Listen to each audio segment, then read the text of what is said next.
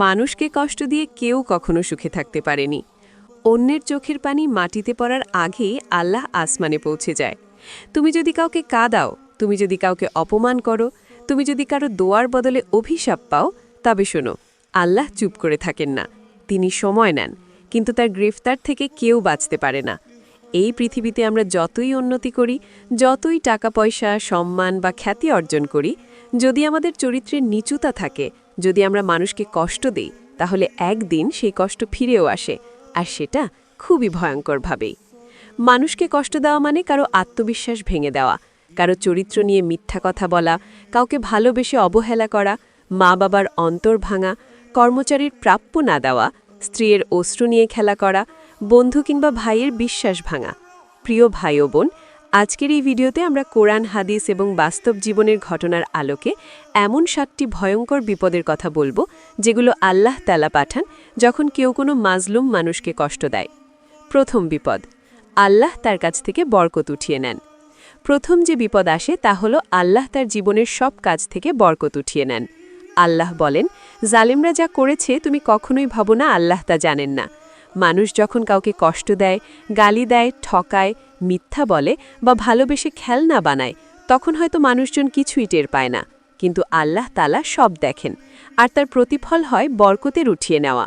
বরকত মানে এমন নয় যে আপনার টাকা কমে যাবে। বরকত মানে হলো আপনার ঘরে শান্তি থাকবে না, আপনার ইনকাম বাড়লেও মন ভরবে না, আপনার সন্তান কথা শুনবে না, রাত্রে ঘুম হবে না, ছোট ছোট রোগ আপনাকে ক্লান্ত করে দেবে। কেন হয় এসব? কারণ আপনি কারো দোয়া না নিয়ে বদদোয়া নিয়েছেন। আপনি কাউকে হাসি দেননি, চোখের পানি দিয়েছেন। হাদিসে বলা হয়েছে, মাজলুমের দোয়া আল্লাহ তাআলা ফেরান না, যদিও সে কাফেরও হয়। অর্থাৎ আপনি যদি কাউকে কষ্ট দেন এবং সে যদি আকাশের দিকে তাকিয়ে বলেও না, শুধু কাঁদে, একটি দীর্ঘশ্বাস, সেই কান্নাও বদদোয়ার মতো আঘাত হানে। একটা বাস্তব ঘটনা বলি। একজন মা যার একমাত্র ছেলে ছিল, ছেলে বিয়ে করল আর স্ত্রী শিখিয়ে দিল, তোমার মা সবসময় তোমার উপর হুকুম চালায়, এখন তুমি আমার কথা শোনো। ছেলে ধীরে ধীরে বদলে গেল। মা চুপচাপ সহ্য করতেন। একদিন ভাত দেওয়ার সময় ছেলের স্ত্রী একটা গরম থালা ছুঁড়ে মারল। মা কেলে বললেন, হে আল্লাহ, আমি তো কিছু বলি না, কিন্তু তুমি তো দেখছো। বছরখানেকের মধ্যেই সেই ছেলের ইনকাম বন্ধ হয়ে গেল, স্ত্রীর সঙ্গে বিচ্ছেদ, চাকরি গেল, বন্ধুরাও ছেড়ে দিল। শেষে এসে সেই ছেলেই বলল, আমার মাকে আমি কাঁদিয়েছিলাম, আজ আমি তার প্রতিদান পাচ্ছি, আজ আমি প্রতিদিন কাঁদি। প্রিয় দর্শক, জীবনে যদি সুখ চাই, শান্তি চাই, সফলতা চাই, তবে মানুষকে কখনো কষ্ট দিও না। যার চোখের পানি পড়বে, সেই পানির ভার তুমি বইতে পারবে না। রাসূল সাল্লাল্লাহু আলাইহি ওয়াসাল্লাম বলেছেন, যিনি কারো উপর জুলুম করেন, তার শাস্তি দেরিতে হলেও আসবেই। এই ছিল প্রথম বিপদ, বরকত উঠিয়ে নেওয়া। নাম্বার 2, আল্লাহ তার দোয়া কবুল করেন না। মানুষের জীবনে সবচেয়ে মূল্যবান জিনিস কি জানেন? টাকা নয়, ঘরবাড়ি নয়, এমনকি সম্পর্কও নয়। সবচেয়ে মূল্যবান জিনিস হলো দোয়া কবুল হওয়ার ক্ষমতা। যে মানুষের দোয়া কবুল হয়, সে দুনিয়া ও আখিরাতে অমূল্য কিছু পায়, আর যার দোয়া কবুল হয় না, সে চাইলেও কিছু পায় না। আর এই ভয়ঙ্কর বিপদ আসে যখন কেউ অন্য মানুষকে কষ্ট দেয়। আল্লাহ বলেন, আল্লাহ তো মুত্তাকিদের দোয়াই কবুল করেন। আপনি যদি মানুষকে কষ্ট দিয়ে দেন, অপমান করেন, ঠকান, গালি দেন, মিথ্যা বলেন কিংবা অবহেলা করেন, তবে আপনি আর মুত্তাকি থাকেন না, আপনি আর সেই পবিত্র মানুষটির তালিকায় থাকেন না, যাদের দোয়া আল্লাহর সঙ্গে সঙ্গে কবুল করেন। রাসূল সাল্লাল্লাহু আলাইহি ওয়াসাল্লাম বলেন, যে ব্যক্তি হারাম খাদ্য খায়, হারাম উপার্জন করে, হারাম পোশাক পরিধান করে, তার দোয়া কবুল হয় না। এখন প্রশ্ন আসে, কেবল খাবার হারাম হলে কেন দোয়া কবুল হয় না? কারণ হারাম মানে কেবল খাদ্যের সীমাবদ্ধতা নয়। কাউকে কষ্ট দেওয়া, জুলুম করা, বিশ্বাসঘাতকতা করাও হারাম। একজন মুসলিম বোন ছিল, যার স্বামী তাকে প্রতিদিন গালি দিত, অপমান করত আর একাধিক নারীর সাথে সম্পর্ক রাখত। স্ত্রী কিছুই বলতো না, শুধু তাহাজ্জুদের রাতে কান্না করত আর বলতো, হে আল্লাহ, সে মানুষকে ঠকায়, আমাকে কাঁদায়, তুমি কি চুপ করে থাকবে? একদিন সেই স্বামী এক বড় প্রজেক্টের জন্য কোটি টাকার লোন নেয়। সবকিছু ঠিকঠাক চলছিল, হঠাৎ ব্যাংক ফ্রড মামলায় জড়িয়ে গেল। চারিদিকে মামলা, সমাজের অপমান, প্রিয় বন্ধুরাও দূরে সরে গেল। তখন সে বলেছিল, আমার দোয়া কোথাও যাচ্ছে না, আমি আল্লাহকে ডাকছি, কিন্তু কোনো উত্তর আসছে না। কারণ সে ভুলে গিয়েছিল যে মানুষ কাঁদে, তার চুপচাপ কান্নাও আল্লাহর দরবারে দোয়া হয়ে যায়। মানুষকে কষ্ট দেওয়া মানে আল্লাহর সৃষ্টির অপমান করা। আল্লাহ যার সঙ্গে থাকেন না তার কোথাও তিনি শোনেন না। আপনি দোয়া করছেন আর কেউ আপনার কারণে কান্না করছে। আপনি চাইছেন আল্লাহ আপনার সমস্যার সমাধান করুক, কিন্তু অন্যের জীবনে সমস্যা সৃষ্টি করেছেন আপনি নিজেই। এটা কেমন ন্যায় বিচার? কুরআনে বলা হয়েছে, তোমরা তোমাদের রবকে বিনয় ও গোপনে ডাকো, তিনি সীমালঙ্ঘনকারীকে পছন্দ করেন না। সীমালঙ্ঘনকারী মানে যে মুখে দোয়া করে আর অন্তরে অন্তরে অন্যকে কষ্ট দেয়, যে কাজের মাধ্যমে অন্যকে কাঁদায় অথচ নিজে কান্না চায়। একজন বোন তার ডায়েরিতে লিখেছিল, সে আমাকে ভালোবেসে বিয়ে করেছিল, এখন বলে তুমি কষ্ট দাও, অথচ সে নিজেই আমাকে সবথেকে বেশি কষ্ট দিয়েছে। আমি চুপ করে আছি, আল্লাহর সামনে কাঁদি। আমি দোয়া করি যেন সে ফিরে আসে, কিন্তু জানি না আমার কান্নায় হয়তো তার দোয়ার রাস্তায় বাধা। যখন কাউকে তুমি কাঁদাও তখন আল্লাহ তোমার দোয়ার রাস্তাও বন্ধ করে দেন। আল্লাহর দৃষ্টিতে মজলুমের দোয়া সবচেয়ে ভয়ঙ্কর। রাসূল সাল্লাল্লাহু আলাইহি ওয়াসাল্লাম বলেন, মজলুমের দোয়া ও আসমানের মাঝে কোনো পর্দা থাকে না। তাহলে আপনি যত ইবাদত করেন, যত রোজা রাখেন, তাহাজ্জুদ পড়েন, যদি আপনি কাউকে কষ্ট দিয়ে থাকেন, কারো বদদোয়া নিয়ে থাকেন, তবে আপনার দোয়া আকাশে আটকে যায়। আপনি কি নিজের সমস্যার সমাধান চান? আপনি কি আল্লাহর কাছে চাওয়া পূরণ করতে চান? তাহলে আগে চিন্তা করুন আপনি কাকে কষ্ট দিয়েছেন। ঘাস চোখের পানি মাটিতে পড়ার আগে আসমানে পৌঁছে যাচ্ছে। যারা কষ্ট দিয়েছে দ্রুত ক্ষমা চান, যাকে কষ্ট দিয়েছেন তাকে শান্তি দিন। দোয়ার আগে নিজের গুনাহের জন্য কাঁদুন, তওবা করুন। দোয়ার আগে মানুষের হক আদায় করুন। নাম্বার ৩, মানুষকে কষ্ট দিলে নিজের জীবনেও ও সন্তানের জীবনে অশান্তি, অবাধ্যতা ও ধ্বংস নেমে আসে। আপনি হয়তো আজ একজনকে কষ্ট দিলেন, হয়তো সেই মানুষটি আপনাকে সরাসরি কিছু বলেনি, চুপ করে শুধু আল্লাহর দিকে তাকিয়ে বলেছি, হে আল্লাহ, আমি তোমার কাছে বিচার দিলাম। আর আপনি তখন ভেবেছিলেন, এই তো পার পেয়ে গেলাম। কিন্তু না, আপনি পার পাননি। আল্লাহ চুপ থাকেন, কিন্তু তিনি শাস্তি দেন এমনভাবে যে মানুষ বুঝেও না কেন তার জীবনে অশান্তি এলো। আর সেই শাস্তির একটি রূপ হল আপনার সন্তানের ভেতরে অবাধ্যতা, বেয়াদবি এবং এমন কষ্টদায়ক আচরণ যা আপনাকে ধ্বংস করে দেয়। আল্লাহ বলেন, কেউ অন্যের বোঝা বহন করবে না। এই আয়াত দ্বারা বোঝানো হয়েছে প্রত্যেককে তার নিজের গুনাহের জবাবদিহি করতে হবে।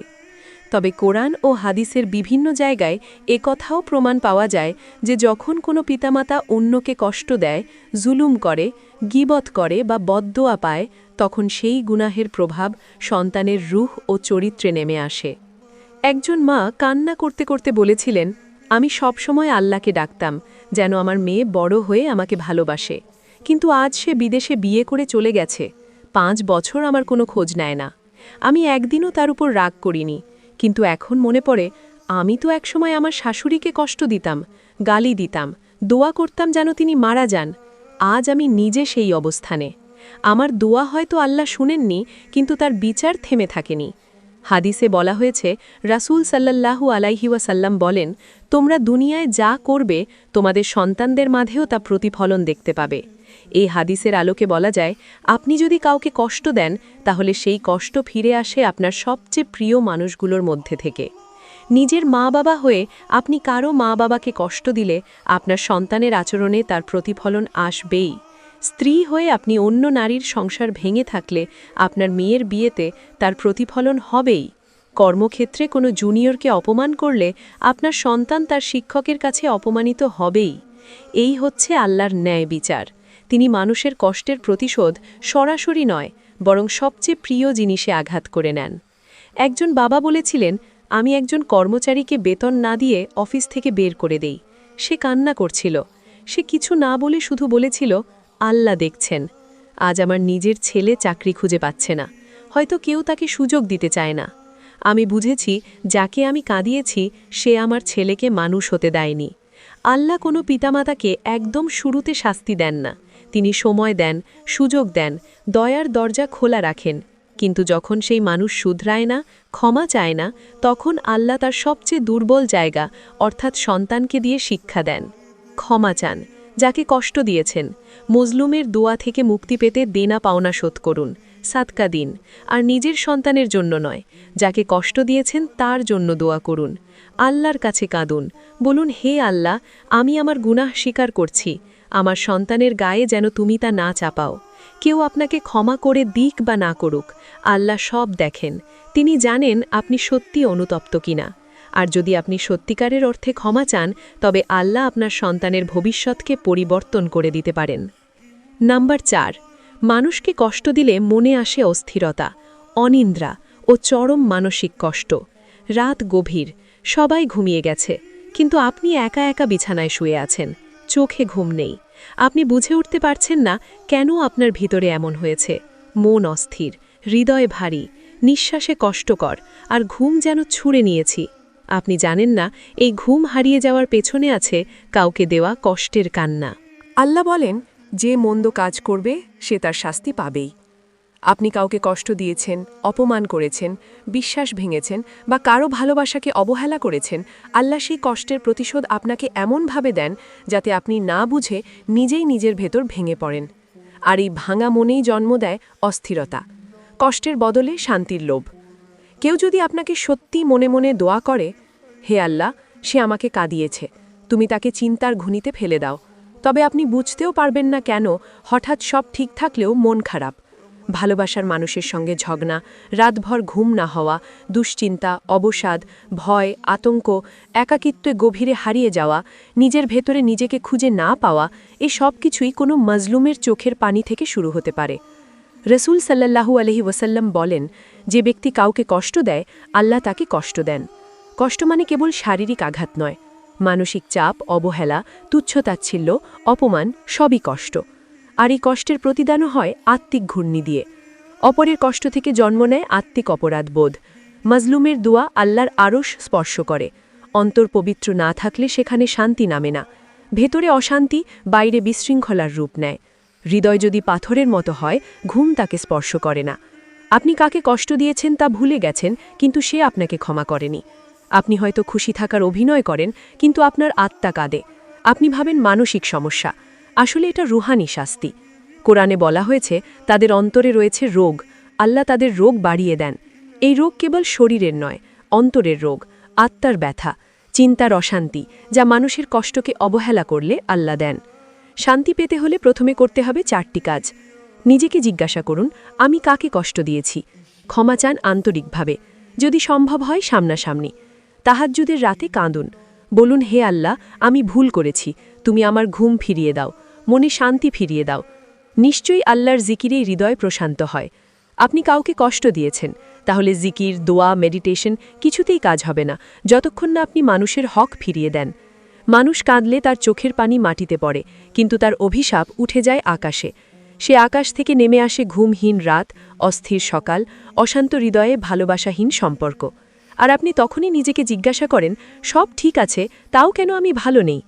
5ম বিপদ, মানুষকে কষ্ট দিলে রিজিকে আসে সংকীর্ণতা, দরিদ্রতা, অভাব আর বরকতের সম্পূর্ণ অনুপস্থিতি।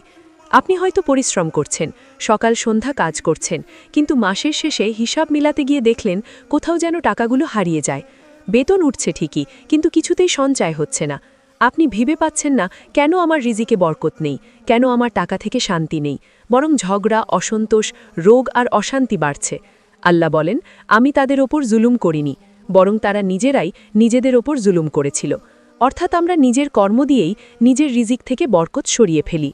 রসুল সাল্লাল্লাহু আলাইহি ওয়াসাল্লাম বলেন, রিজিক বন্ধ হওয়ার অন্যতম কারণ হল মানুষকে কষ্ট দেওয়া। আল্লাহ যার প্রতি খুশি হন তার রিজিকের প্রশস্ত করে দেন এবং বরকত দেন। অর্থাৎ আল্লাহ যাকে ভালোবাসেন তার জীবনে শুধু টাকা দেন না, বরং টাকার শান্তি দেন, অল্পে তৃপ্তি দেন। আর যার প্রতি তিনি অসন্তুষ্ট, যিনি মানুষকে কষ্ট দেন, তার রিজিকে অশান্তি আসে, অপ্রত্যাশিত খরচা আসে, চিকিৎসা, ঝগড়া, জরিমানা ইত্যাদিতে টাকা উড়ে যায়। সে যতই টাকা ইনকাম করুক এবং তার রিজিক কমে যায়। একজন ব্যবসায়ী বলেছিলেন, আমি ব্যবসায় ভালো টাকা উপার্জন করি, কিন্তু হঠাৎ হঠাৎ এমন খরচ আসে, গাড়ি ভেঙে যায়, ছেলে অসুস্থ হয়, দোকানে চুরি হয়, মনে হয় আল্লাহ আমাকে দেন ঠিকই, কিন্তু কাছে রাখতে দেন না। পরে তিনি বলেন, একবার একজন গরিবকে দোকান থেকে বের করে দেই অপমান করে। সে কান্না করছিল, এখন মনে হয় তার কান্না আমার টাকায় লাগলো। কেন রিজিকে বরকত থাকে না? কারণ কারো দোয়া নয়, বদদোয়া লেগে থাকে। যার হক মেরে দেওয়া হয়েছে তার আরশে যাওয়া আক্ষেপ রিজিকের দরজা বন্ধ করে দেয়। অন্যকে অপমান করে অর্জিত অর্থ কখনো শান্তি আনতে পারে না। মানুষের হৃদয় ভাঙা দোয়া রিজিকের আগুন ডেকে আনে। আপনি যদি কারোর রিজিক কেটে দেন, যেমন কারোর কাজের সুযোগ বন্ধ করা, মিথ্যা অভিযোগে চাকরি খাওয়া কিংবা দরিদ্রকে ঠোকানো, তবে আপনার রিজিকে আল্লাহ নিজেই ছিদ্র করে দেন।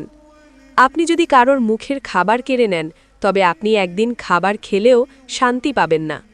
কোরআনে বলা হয়েছে, আল্লাহ সুদকে ধ্বংস করে দেন আর সদকা বাড়িয়ে দেন।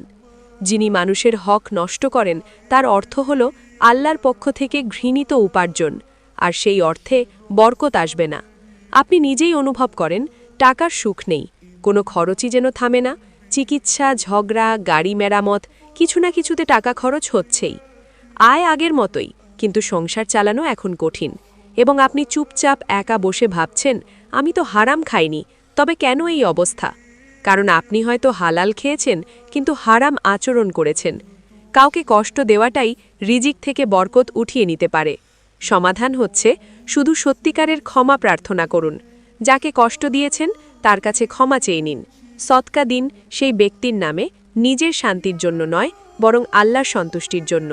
নিজের মুখে দোয়া করুন, হে আল্লাহ, আমি জানি না আমি কাকে কষ্ট দিয়েছি। যদি আমি কাউকে কাঁদিয়ে থাকি, তুমি আমাকে ক্ষমা করো। আমার রিজিকে বরকত দাও। অন্যের রিজিক কেটে নয়, বরং বাড়িয়ে দিন।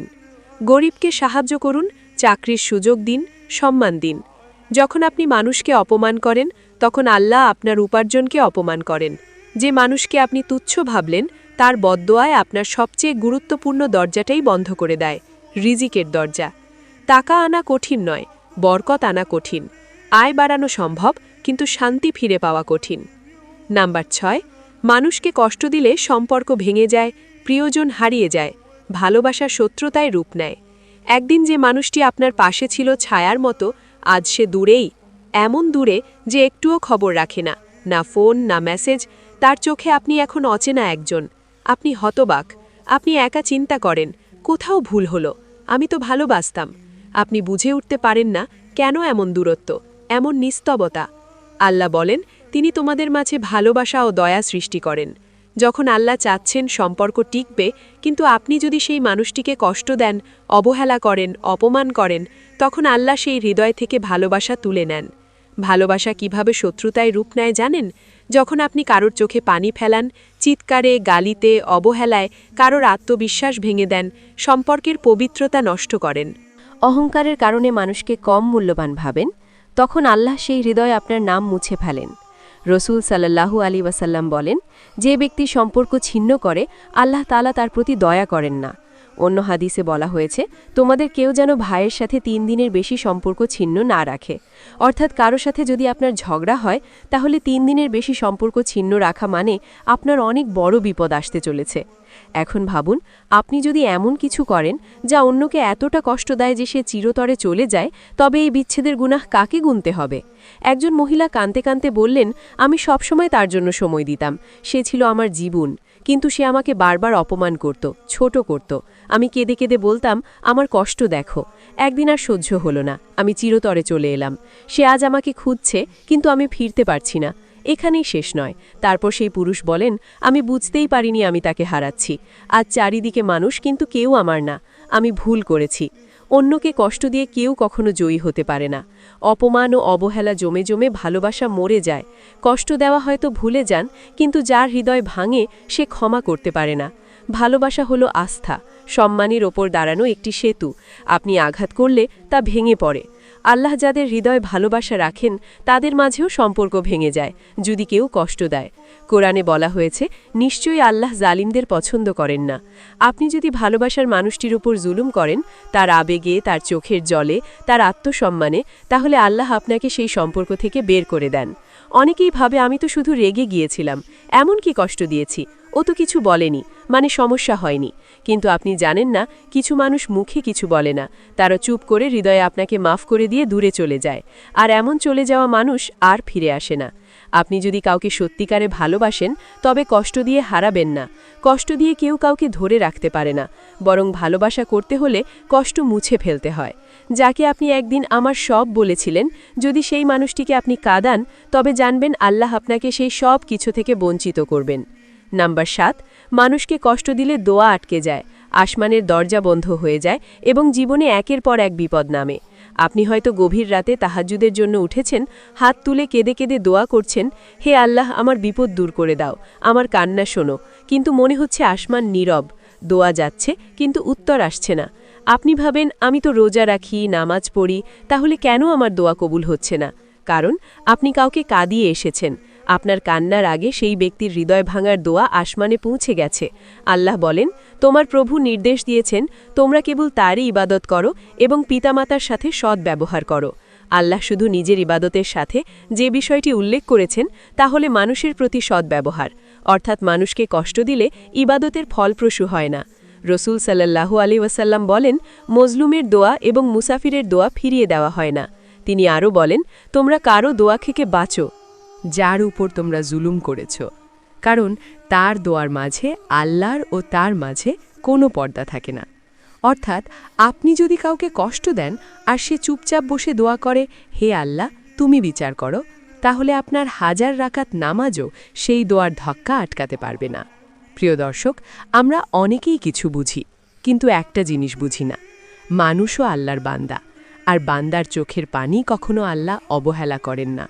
আপনার রোজা, আপনার তাহাজ্জুদ, আপনার হজ সব কিছু একপাশে, আর একজন কষ্টপ্রাপ্ত মানুষের চোখের পানি আর দীর্ঘ নিঃশ্বাস আল্লাহর আরশ কাঁপিয়ে তোলে। আপনার হাতে হয়তো শুধু কথার আঘাত ছিল, কিন্তু তার বুকে লেগেছিল ছুরির মতো। প্রথমে নিজেকে জিজ্ঞাসা করুন, আমি কি কাউকে কষ্ট দিয়েছি? আমি কি কারো দোয়া আটকে দিয়েছি? তারপর বলুন, হে আল্লাহ, আমি ভুল করেছি, আমি তোমার বান্দাকে কষ্ট দিয়েছি, তুমি আমাকে ক্ষমা করো, তাকে শান্তি দাও, আমাকে সঠিক পথে ফিরিয়ে আনো। আপনি হয়তো ভুলে গেছেন, কিন্তু আল্লাহ কিছুই ভোলেন না, তাই এখনও সময় আছে। এই কষ্ট দেওয়া মানুষটির প্রতি আন্তরিক দুঃখ প্রকাশ করুন, মাফ চান, না পারলে অন্তত তার জন্য দোয়া করুন। নিজের বদ্যভ্যাস পরিত্যাগ করুন, প্রতিজ্ঞা করুন, আজ থেকে আমি কাউকে কষ্ট দেব না।